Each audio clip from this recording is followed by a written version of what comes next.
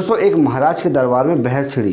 कोई कहता है कि कर्म का फल भगवान के ऊपर छोड़ देना चाहिए और कोई कहता है कि मरने के बाद जीव का क्या हुआ आज तक किसी को पता ही नहीं चला। हाय गाइस, मैं हूं शिव और एक छोटा सा प्रसंग हम सबके लिए। महाराज के दरबार में उपस्थित कुछ लोग कहते हैं कि कर्म का फल इसी जन्म में मिलता है। तो महाराज ने यह निर्णय लिया कि इसे प्रत्यक्ष व्यवहार में लाकर इसका परिणाम देखा जाए।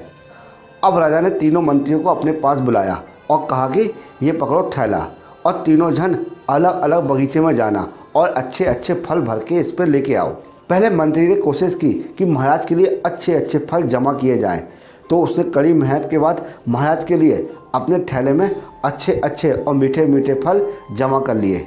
अब दूसरे मंत्री ने सोचा कि महाराज तो फल को चेक करेंगे नहीं, तो उसे समय बचाने के लिए अपने थैले में ताज़ा, सड़े, गले और कच्चे सभी प्रकार के फल उसने भर लिए।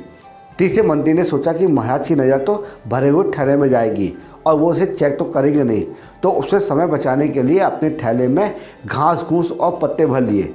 अब दूसरे दिन महाराज ने तीनों मंत्रियों को अपने दरबार में बुलाया और उनके थैलों को खोलकर भी नहीं देखा। महाराज ने तीनों मंत्रियों को आदेश दिया कि इन्हें दूर किसी स्थान में 15 दिन के लिए जेल में थैला समेत इन्हें एकांतवास में रखा जाए। अब जेल में खाने पीने के लिए कुछ भी नहीं था, सिर्फ उनके थैलों के सिवाय। तो पहले वाले मंत्री ने अपने थैले में अच्छे अच्छे और मीठे मीठे फल जमा किए थे, तो उसके 15 दिन मज़े से गुजर गए। दूसरे मंत्री ने भी अपने थैले में सड़े गले, ताज़ा और कच्चे फल इकट्ठा किए थे, तो कुछ दिन तक वो अपने फलों को खाता रहा। लेकिन ख़राब फल खाने की वजह से उसकी तबीयत खराब हो गई और उसे बहुत तकलीफ उठानी पड़ी।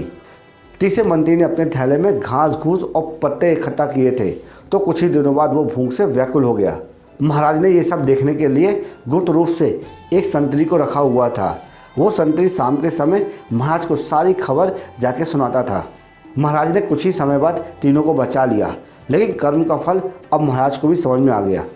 दोस्तों, अब आप अपने आप से पूछिए कि आप जमा क्या कर रहे हैं।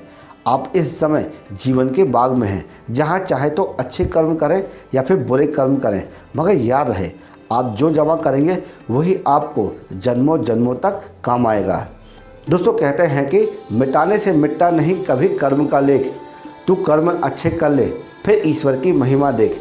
दोस्तों, अगर ये आपको ये कंटेंट यूज़फुल लगा हो और लगाओ कुछ सीखने को मिला हो, तो इसी वक्त हमारे YouTube चैनल को लाइक कर देना और कमेंट बॉक्स में अपने विचार जरूर रखना, क्योंकि हम आपके लिए इसी तरह यूज़फुल कंटेंट प्रतिदिन बनाते रहते हैं। जय श्री राम।